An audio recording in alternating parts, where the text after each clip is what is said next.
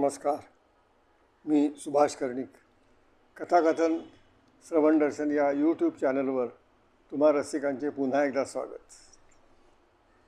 नोकरीनिमित्त मी औरंगाबादला, म्हणजे त्यावेळचं औरंगाबाद आणि आताचं सरकारनगर, संभाजीनगर या ठिकाणी नोकरीला होतो. एक दिवस मला मुंबईला जायला निघालो कामासाठी. नेमके त्या दिवशी महाशिवरात्र होती. रात्री बस स्टॉपवर गेलो आणि त्या बसमध्ये घडलेल्या माझ्यासमोर घडलेल्या घटनेचा आधारित आजची कथा मी आपल्याला सादर करीत आहे. त्या कथेचं नाव आहे बस प्रवास. अजय, काय ठरलं? आईबाबांशी बोलणं झालं काय? स्मिताने विचारलं. नाही, अजून बोललो नाही, अजय म्हणाला. काय रे, काय समस्या आहे? आपण विवाह करायचा ठरवून 2 महिने झाले. तू म्हणालास मी बाबांशी बोलतो आणि मग तू घरी सांग. मी वाट पाहते. माझ्या आईबाबांशी केव्हा बोलू, केव्हा सांगू? स्मिता, मी तुला सांगितलं ना की माझे बाबा थोडे कर्मठ आहेत.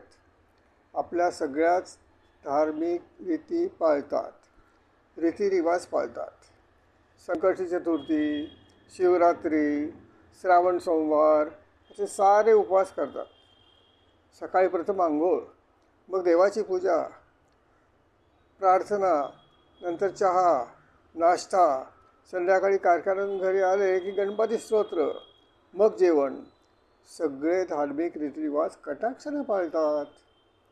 हे बघ, त्यांच्या ह्या श्रद्धा आहेत. असू दे, आपणास त्याची संमती मिळणार असं तुला काय वाटतं? स्मिताने विचारलं. स्मिता, तुझ्या कुटुंबाची वागण्याची पद्धत थोडी निराळी आहे.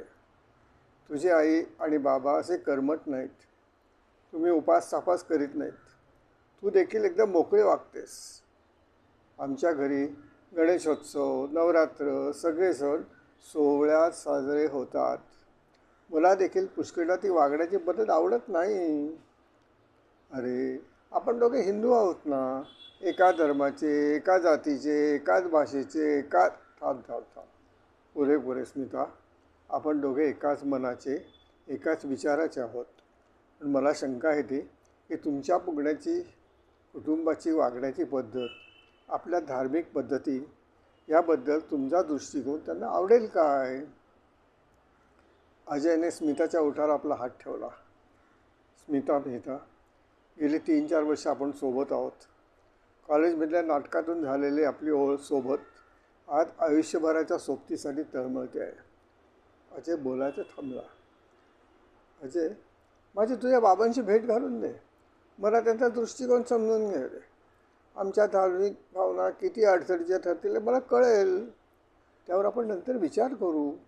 शिवाय मला सांग, त्यांनी परवानगी दिली नाही तर आपण लग्न नाही करायचं का?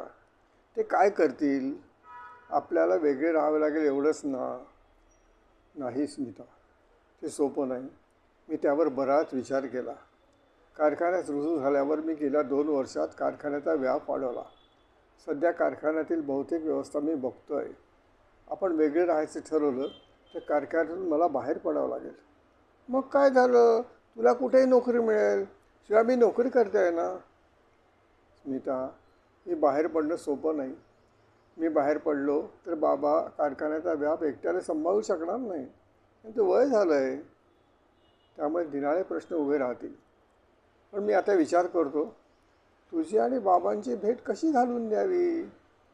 दोघे थोडा वेळ शांत बसले. स्मिता म्हणाली, अजय, आपल्या नाटकात आपण एक नाटक केलं होतं.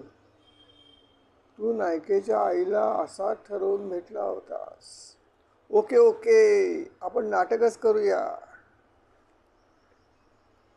स्मितानं घड्याळात पाहिलं. 7:30 वाजले होते. मुंबईला जाणारी आषाढ बस ड्रायव्हरने आणून उभी केली. संभाजीनगरच्या एसटी स्टँडवर नेहमीप्रमाणे प्रवाशांची गर्दी होती. कृष्णेश्वराच्या दर्शनाला गेलेले भक्त तिथून येणाऱ्या बसमधून उतरताना स्मितानं पाहिलं. तिने आपल्या पर्समधून बसचं तिकीट काढून पाहिलं. बसची वेळ 8 वाजता, सीट नंबर 17. तिने तिकीट परत ठेवून दिलं. 7:50 झाले. तिच्या मनाची घालमेल झाली. काय करावं असा विचार करीत असतानाच शुभ्र पोशाखातील एक वयस्कर व्यक्ती त्या बसपाशी आली. बससमोर उभ्या असलेल्या कंडक्टरला त्या व्यक्तीने तिकीट दाखवलं. तो म्हणाला, दादा तुमचं रिझर्वेशन आहे, 18 नंबरवर बसा. ते ऐकता स्मिता हसली. त्या व्यक्तीसोबत कंडक्टरही बसमध्ये गेला.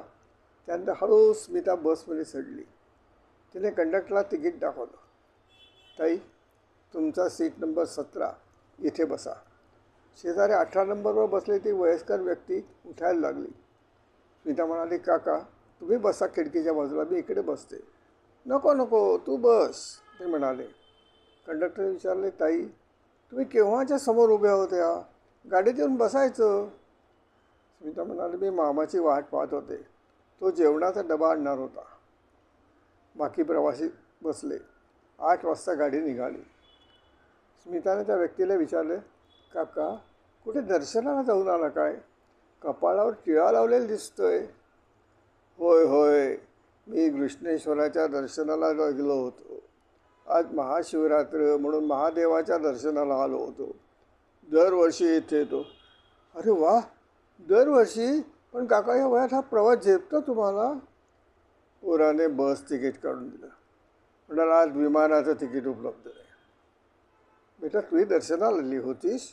नाही काका, मी मामाकडे आले होते, परत घरी मुंबईला जात आहे. दोघांच्या गप्पा सुरू झाल्या. दोघांनी ओळख करून घेतली. थोड्या वेळाने बस एका स्टॉपवर थांबली. बेटा तुझा डबा आला नाही ना, जेवायचं काय करणार? असं कर, या वडाळा स्टॉपवर बटाटे वडे चांगले मिळतात, ते घे, काका म्हणाले. तेवढ्यात एक पोरगा वडे वडे चोरत आला. काका म्हणाले, पोरा 2 वडे द्या बोलीला. स्मिताने विचारले, तुम्ही? आज माझा उपवास आहे, त्यामुळे वडे नाही खाणार. तिने विचारले त्या पोराला, उपवासाचा आहे काय रे? तो नाही म्हणाला. तसं स्मिता म्हणाली, अजून 2 वडे दे. बेटा माझा उपवास आहे. काका या वयात उपाशी राहणं योग्य नाही. आरोग्य प्रथम, नंतर उपासतापास. पोरा वड्याचे पैसे घे. स्मिताने पर्समधून पैसे काढून दिले. तिने खूप आग्रह केला तेव्हा त्यांनी वडे खायला सुरुवात केली. बेटा आज महाशिवरात्रीच्या दिवशी माझा उपवास मोडला ना. काका काळजी करू नका, तो महादेव माझ्यावर रागवेल, तुमच्यावर नाही. बस जात होती. दोघांनाही मधून झोप येत होती. रात्रीचे 2 वाजले होते. बस पुणे बस स्टँडवर उभी राहिली. काका मी माझ्या बाबांना नेहमी विचारत असं तुम्हाला विचारू, रात्री जेवणानंतर काही गोळी घ्यायची असते का? हो हो हो हो विसरलोच, काका गडबडले. थांबा मी आलेच. स्मिताने बस स्टँडवर वरून उपवासाच्या चिवड्याचं पाकिट आणि पाण्याच्या 2 बाटल्या आणल्या. काका उपवासाचा चिवडा आहे, तो चालेल, मग नंतर गोळी घेता येईल. काका काहीच बोलले नाही. त्याने हळूच ती डिश घेतली. नंतर बाटलीतलं पाणी पिऊन गोळी घेतली. सकाळचे 6:30 वाजले. सायनला बस उभी राहिल्यावर दोघे उतरले. स्मिता म्हणाली, काका तुम्ही विलेपार्ला राहता ना, मी अंधेरीला राहते, आपण एका टॅक्सीतून जाऊया का? मी पुढे जाईन.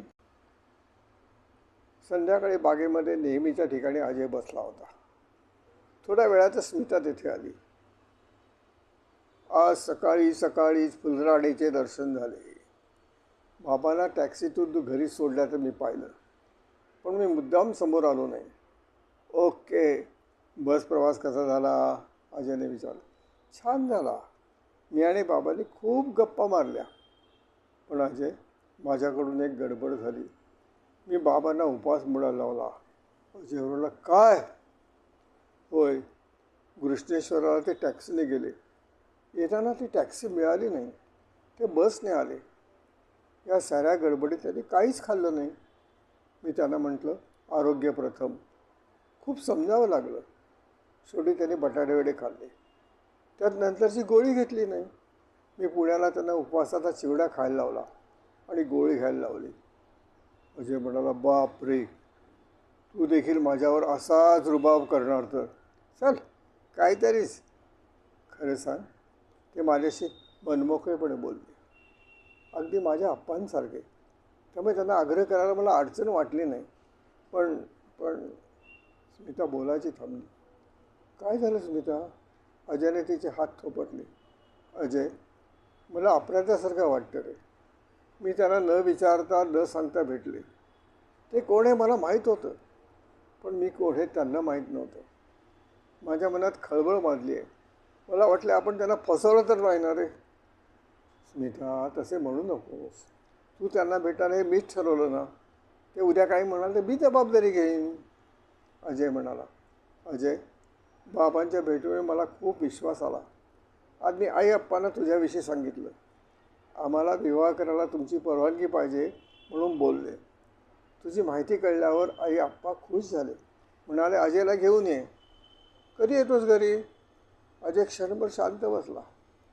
तू सगळं फास्ट फॉरवर्ड केलंस. ठीक आहे, रविवारी सकाळी येईन. बाबांच्या टेबलावरची फोनची घंटा वाजली. अहो, 4:30 वाजलेत. तुम्ही घरी येत आहात ना? अहो, सकाळीच तुम्हाला सांगितलं की आपल्या अजयसाठी ते अप्पासाहेब त्यांची मुलगी घेऊन येणार आहेत. ते 5:30 वाजता येतील. तुम्ही लवकर घरी या. अजयची आई मालतीचा फोन होता. बाबा घरी आले तेव्हा अप्पासाहेब, त्यांची पत्नी, मुलगा व स्मिता आले होते. स्मिता घरामध्ये बसली होती. बाहेर दिवाणखान्यात सर्व बसले होते. बाबा आल्यावर अजयने अप्पासाहेबांची ओळख करून दिली. सगळे कोचावर बसल्यावर अप्पासाहेब पत्नीला म्हणाले, स्मिताला यायला सांग. स्मिता आतील खोलीतून बाहेर आली.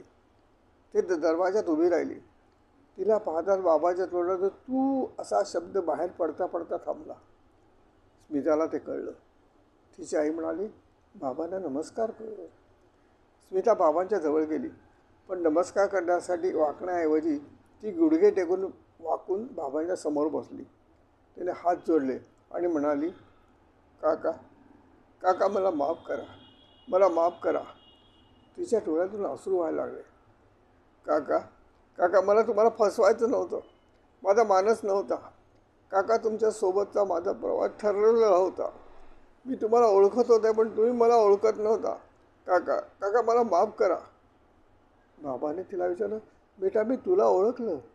काय झालं नीट सांग. आपला बस प्रवास ठरवला कोणी? काय झालं? मला सगळं सांग. मी सांगतो, अजय म्हणाला. बाबा, मी आणि स्मिता आमच्या कॉलेजपासून सोबत आहोत. विवाहाचा विचार आला तेव्हा आपल्या धार्मिक चालीरीती पाळण्याचा तुमचा दृष्टिकोन आणि स्मिताच्या घरचा मोकळेपणा कसा जमेल असा आम्हाला प्रश्न पडला. म्हणून स्मिता म्हणाली, तुमचा दृष्टिकोन समजून घेण्यासाठी बाबांची भेट घालून दे. म्हणून मी सहप्रवासाची योजना केली. अच्छा, म्हणजे आमची तिकीटे तू काढलीस, म्हणून विमानाचं तिकीट त्या दिवशी नव्हतं काय? बाबा थोडा वेळ शांतपणे स्मिताकडे पाहत राहिले. पण तुला आता वाईट का वाटतं? बाबांनी स्मिताला विचारलं. स्मिताला तशीच त्यांच्यासमोर हात जोडून बसली होती. काका, तुम्हाला न सांगता भेटले याची अपराधीपण जाणवतं. माझ्या मनाला मी समजवू शकले नाही समजू शकले. ती पुढे बोलू शकली नाही.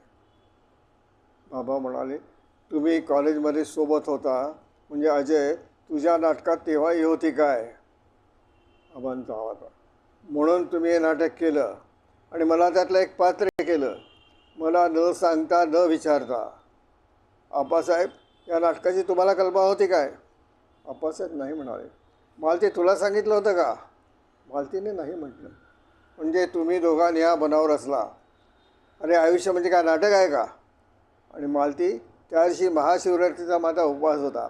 या पोरेने तो मोडायला लावला आणि बटाटे वडे खायला लावले. तुमच्या या कृतीबद्दल तुम्हा दोघांना शिक्षा द्यावीच लागेल. स्मिता, उठ, त्याच्याजवळ जाऊन उभे राहा. तुम्हा दोघांना मी माफ करू शकत नाही. स्मिता हळूच उठली आणि अजयच्या शेजारी जाऊन उभी राहिली. सगळेजण शांत बसले. बाबा आता काय बोलणार याची उत्सुकता सगळ्यांना होती. थोडा वेळ बाबा शांत बसले, मग हळूच उठून उभे राहिले. अप्पासाहेब, या दोघांनी हे नाटक केलं, त्याची शिक्षा या दोघांना देतो आहे. ऐका माझी शिक्षा. अप्पासाहेब, या दोघांचा ताबडतोब विवाह लावून द्या. काय? सगळ्यांना एकदम आश्चर्याचा धक्का बसला. स्मिता चकित झाली. तिला भावना आवरता येईना. ती थोडी धावतच बाबांपाशी गेली. तिने त्यांच्या कोटांची कॉलर हातात घेतली आणि त्याच्या छातीवर डोके टेकून आपल्या भावना मोकळ्या केल्या. ती आपल्या भावनांना आवरू शकली नाही. बाबांनी तिचा चेहरा आपल्या दोन्ही हातात धरला आणि म्हणाले, बेटी बेटी, तू हुशार आहेस, समंजस आहेस, सुशिक्षित आहेस, सुसंस्कृत आहेस, धैर्यवान आहेस. या घरात तू अजयची पत्नी म्हणून येते आहेस, या कुटुंबाची सून म्हणून येते आहेस. पण बाबा बेटा, एक विनंती आहे, या घरात तू माझी मुलगी म्हणूनच राहा, मुलगी म्हणूनच राहा.